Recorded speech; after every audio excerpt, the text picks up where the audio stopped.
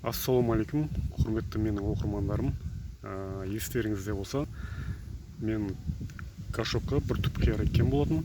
Сол қиярым ақырында пісе бастады. Алғашқы түйіндері, бұл алғашқы түйіндерді жұлып тастайтын боламыз. Себебі келесі түйіндер дұрыс өсуіне көмегі болады.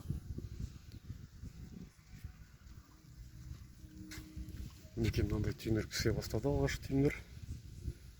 Осыларды жұлып тастаймыз. Қалған мынандай түйіндері дұрыс өсу үшін жұлмасақ, біз біраз суын тартып тұра беретін болады. Бисмилля деп жұламыз. Осындай әдемі шотыр қиярлар. Кішкене болса да жұла саламыз мұнда. Енді келесі түйіндер дұрыс өсу үшін